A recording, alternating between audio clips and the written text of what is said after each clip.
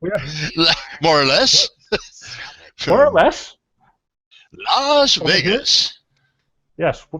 Where are we, Rick? What are we? We are in Las Vegas, Nevada. How about you, Mark? I'm in Henderson, actually. Yeah, we're gonna find you. You're in Henderson. Okay, well, I'm in Paradise. This is VegasStripRadio.net. We're talking with legendary sports announcer Rick Rosen, right? Rick? I'm a legend Hello. in my own mind. Yeah, absolutely, That's Mark. right. Happy New Year, man. Yeah, definitely. All right. There you go.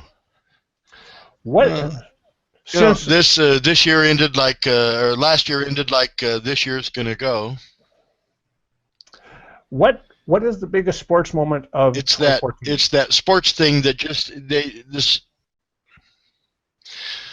So far, the sports moment in 2014, I think, is this new playoff system, Mark, that they've, it overlaps from 2014 to 2015. They're finally going to decide the national championship in the FBS, they call it the Football Bowl Series, renamed, to have an actual champion that wins it on the field with no BS, no other controversy, other than they only had 4 teams that they allowed in. They're going to have to expand. The NCAA basketball tournament used to be 8 teams. It's expanded to 64 and is second only to the Super Bowl.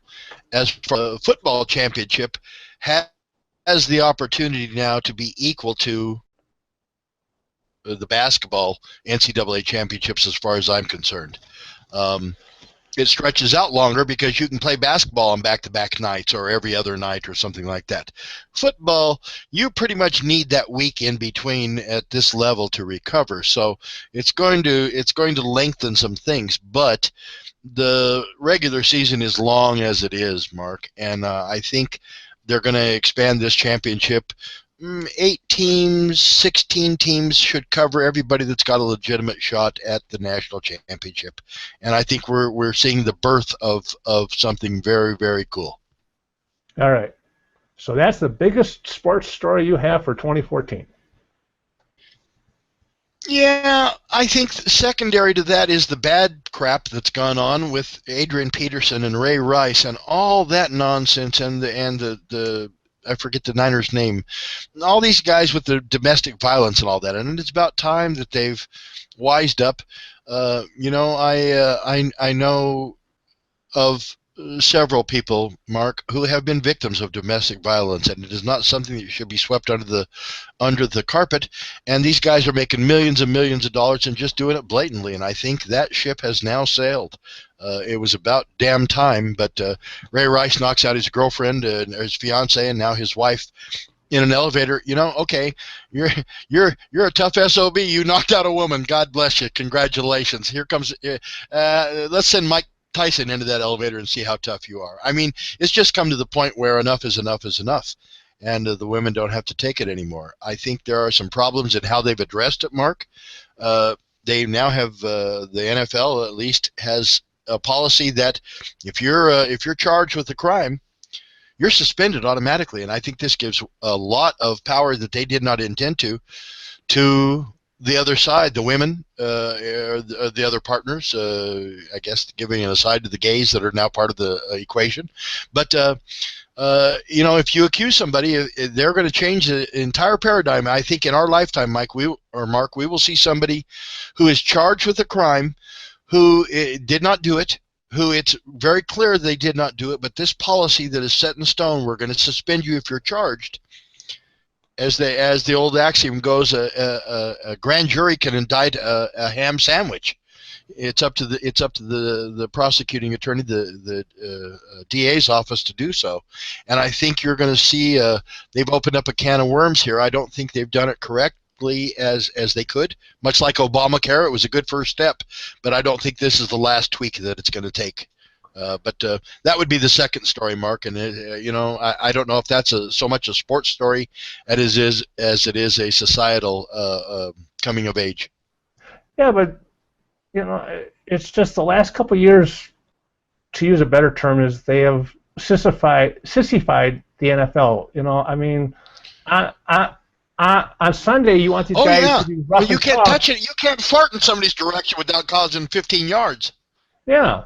So it's like they want them to be rough and tough. You're absolutely right. So Well, it's that sissification, Mark, I think they've been complaining about that a long time.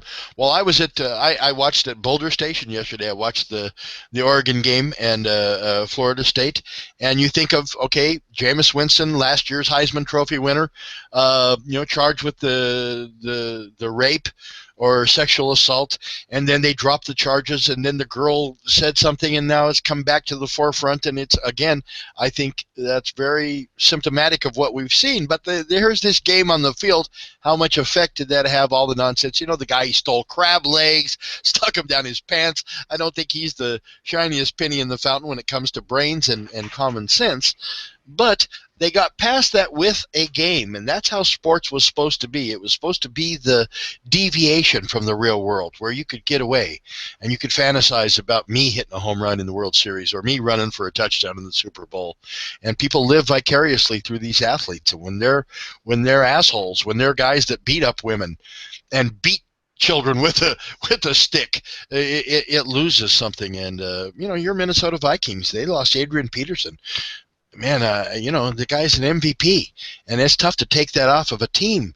You look at Domikong Su, and this clown keeps doing stuff on the field, but at least he's doing it on the field, where somebody has a chance to at least pay him back. What are you going to do? Give the 4-year-old kid a piece of tree limb and say, "Here, go hit your dad and make it even"? Those things don't happen. So, yeah, I think those are the two big stories, Mark. It's unfortunate that the domestic violence part is going to overshadow this new championship series. But I think we have seen the crack of dawn here on what it's going to be, and I think it's going to be very exciting. The books were electric yesterday. The race and sports books that I ran were electric, waiting up for these two semifinal games. So they're going to expand it. There's money. Whether they expand it for the right reasons or not, it's going to get expanded. of course, there's money involved. Oh. Yeah. Money, the root of all evil. I wish I had some. I need more roots.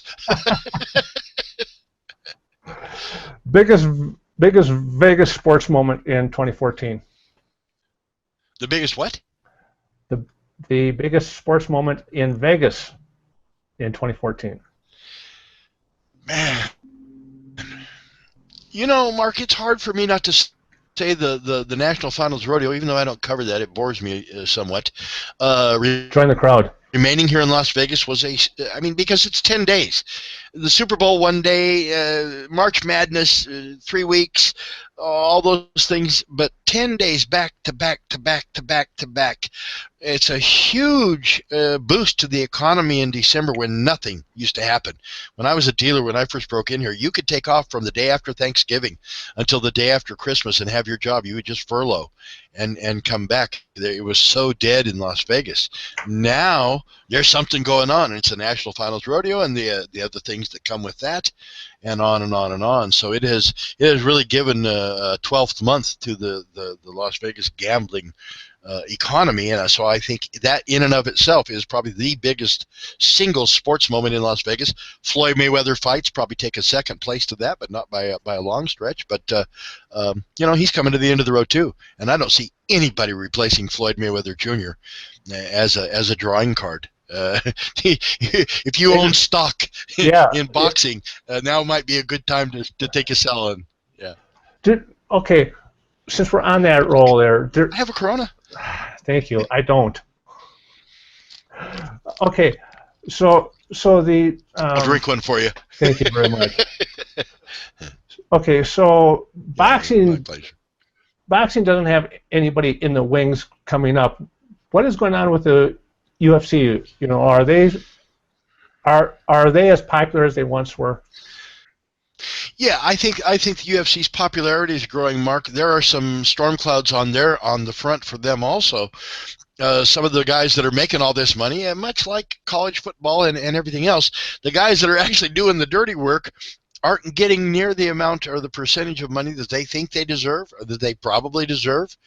And they're banding together, and I don't know if you want to call it unionize, but they've got a lawsuit, they've got these things going forward, and I think we're going to see, at least some change. I don't know if it's going to be a total paradigm change, but I think you're going to see some change to the UFC. These guys bring in millions and millions of dollars, and they've made Zuffa and Dana White and the Fertittas very, very rich men. And the participants themselves have gotten rich, but not so much from the UFC as from the other things, whether it's guys that go into movies. Randy Couture now does movies. I mean, he's an iconic figure in UFC, but it has been a stepping stone for him, not the end of the journey. I hope that makes sense. Yeah, it does. Was the co-founder of Tough Enough, did he die in 2014 or was that in 2013? Barry Meyer died last year. Okay. Barry Meyer was the CEO and the godfather of Tough Enough, and near and dear to my heart, simply because it's the amateur. Boxing has golden gloves and silver gloves and several different things that are feeder groups for them. The UFC has none, and if it were not for Tough Enough, and now there are some other organizations that have come to the front, but much as the UFC is the big fish in the pond for the pros, Tough Enough is by far and away the most outstanding amateur group for MMA, and Barry Meyer was the guy who saw that and worked so hard, and he gave his life to depression. He killed himself, and Jeff Meyer, his brother, has taken over and done amazing things, and very, very few people on earth thought that there would be anybody that could replace Barry. I don't know that Jeff will ever replace Barry, but he has done one hell of a job in moving forward and doing the things. There's a show coming up on January 9th at the Orleans, Mark, and I guarantee you, if you're a fan of action, that's where you'll be on January 9th, is at the Orleans Arena or the Orleans Ballroom, and watch the Tough Enough guys go at it, and the guys and girls. They certainly had women in their ranks long before the UFC took on Ronda Rousey, and they do it right. And Barry Meyer was the godfather of that, and we will always miss him. But honest to God, nobody in their right mind ever thought Jeff could do what he's done, and he's done it. He's done so far so good. Cool. UNLV got a new football coach, but he was a local boy, finally. Your thoughts? Well, Tony Sanchez did a great job at Gorman recruiting high school kids to come and stay in their same town and come play across town or across the street or whatever it is a hell of a lot different than getting guys to come here and play at a stadium that's 10 miles out of town.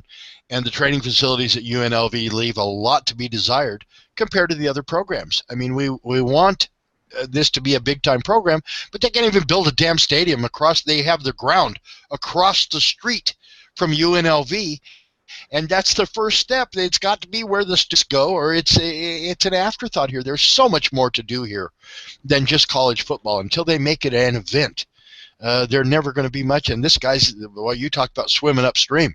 The last high school coach that I know of to take over a major college program was Jerry Faust at Notre Dame.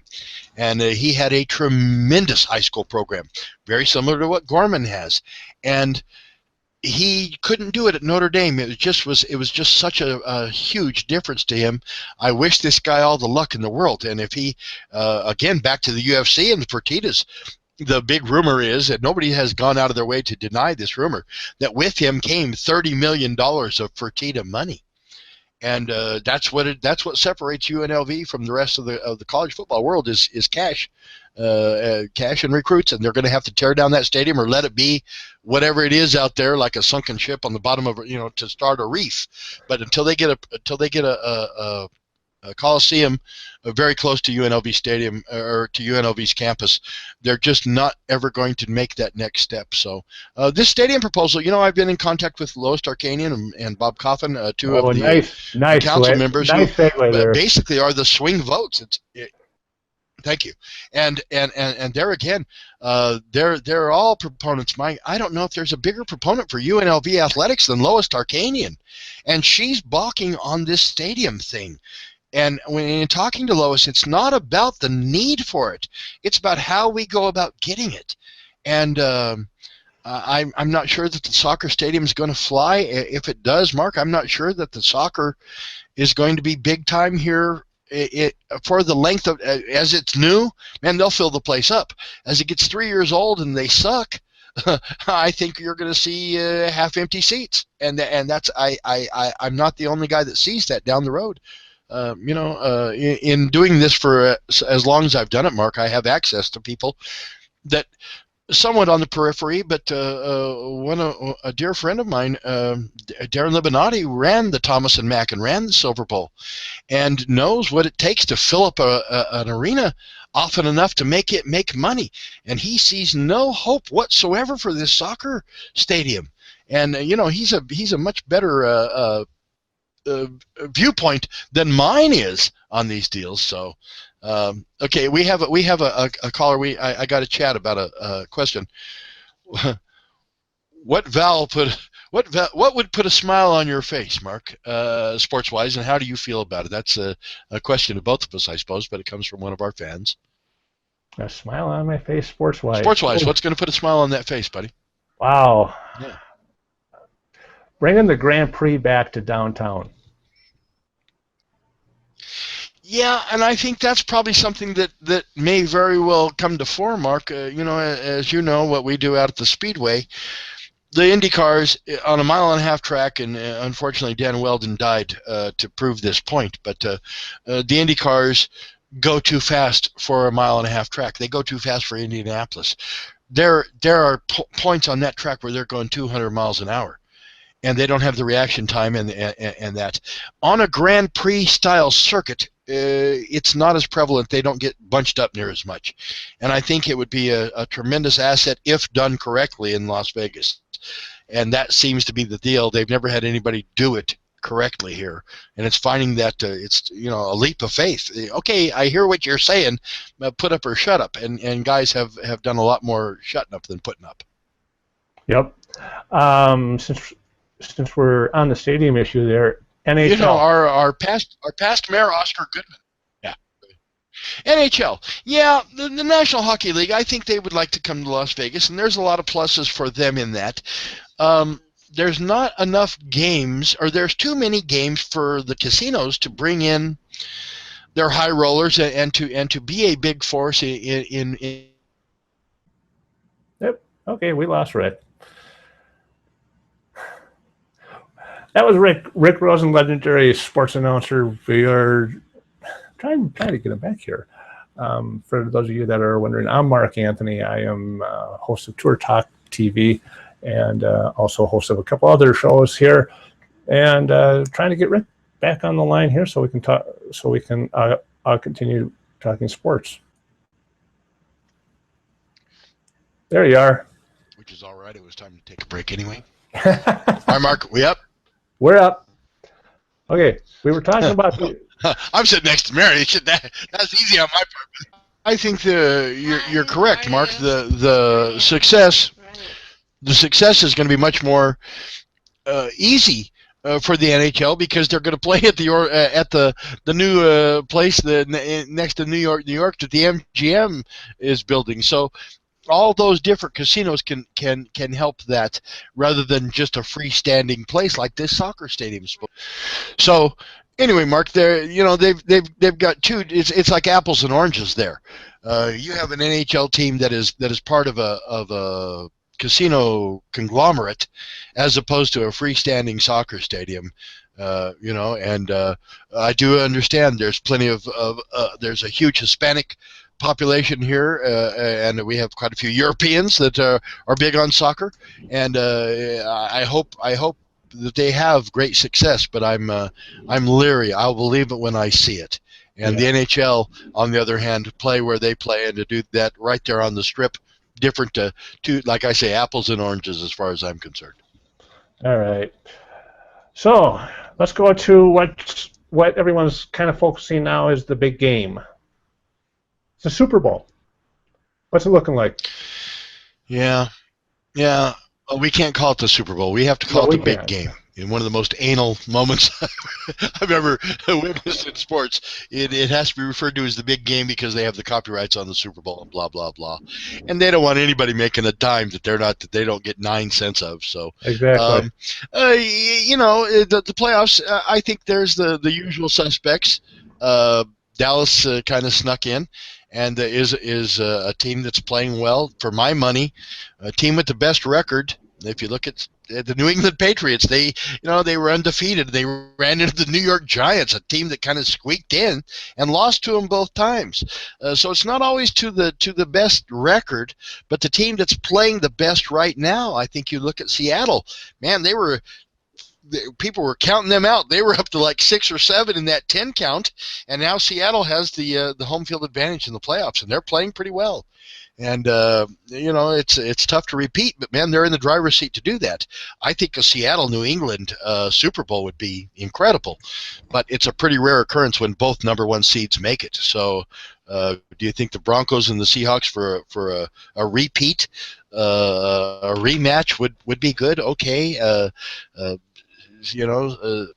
the Patriots versus the Packers, I think that would be pretty darn compelling. I'd like to see Aaron Rodgers and Tom Brady go head to head, but I'm looking forward to these playoffs. Whoever is there in the Super Bowl, whoever holds up the Lombardi Trophy, is probably going to earn it.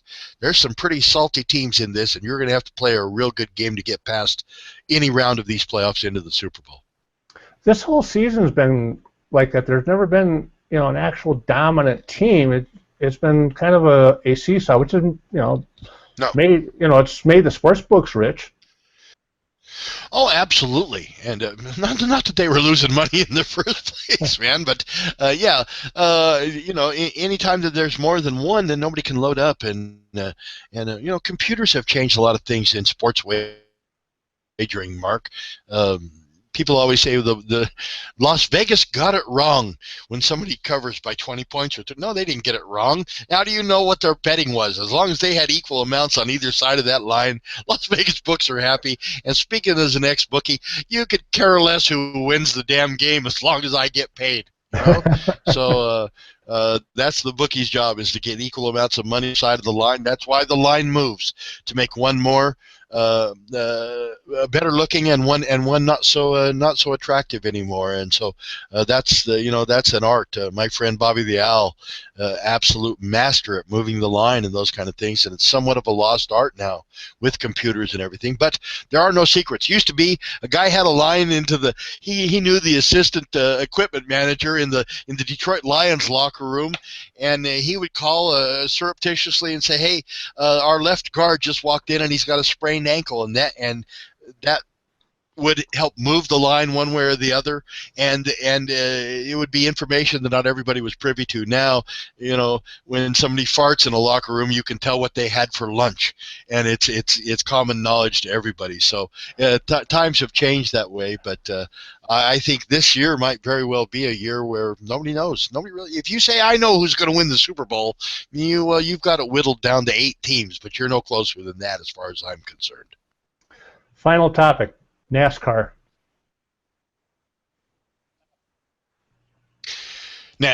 Well, I think they got incredibly lucky with Kevin Harvick winning the championship. He certainly was due. A guy who's now a veteran who paid his dues by taking over the toughest deal that I've seen a guy take over a ride in NASCAR, and that was 1 week after, or a week and a half after Dale Earnhardt's death.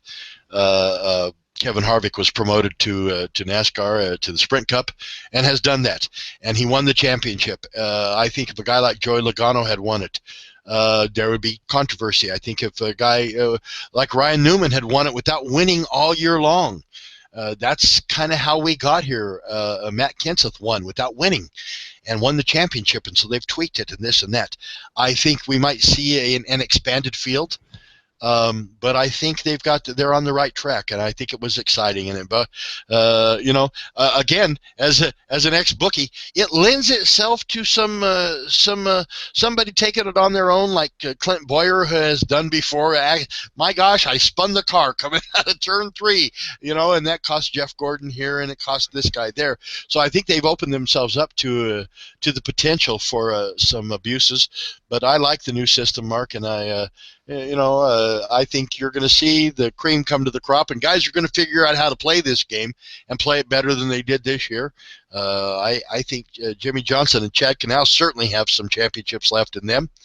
I think the new guys on these new kids coming up, man, we may see the very next Dale Earnhardt Sr. or Jeff Gordon or Jimmy Johnson in Kyle Larson. And I think he's a tremendously talented young man who has just barely scraped the tip of that iceberg. I'm very much looking forward. The race is coming up here in the first week of March here in Las Vegas. They start the festivities out here at the Speedway. Okay, but now they're having an issue with sponsorship. Like, they lost Nationwide, right?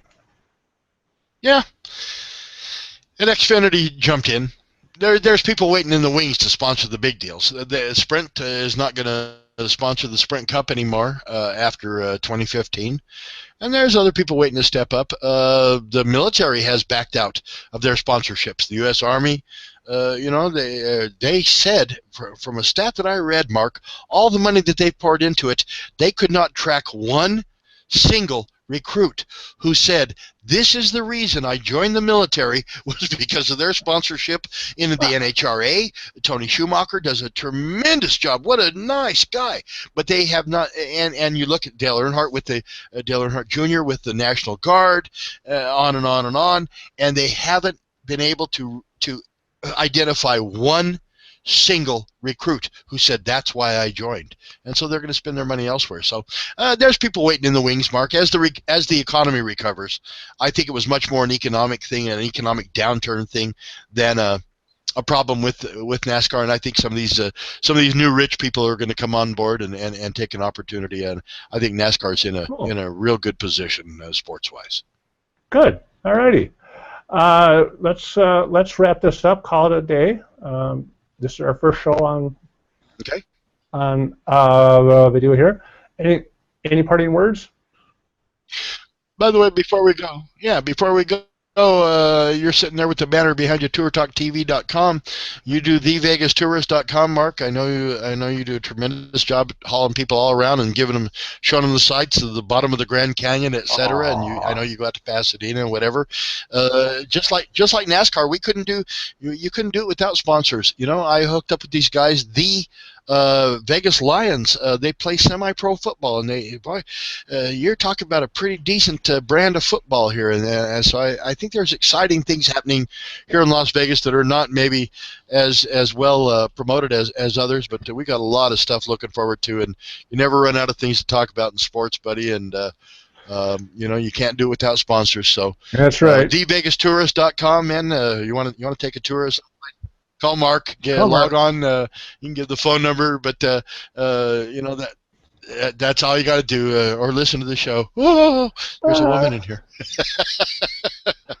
So anyway, bud, Happy New Year to you and all yours, and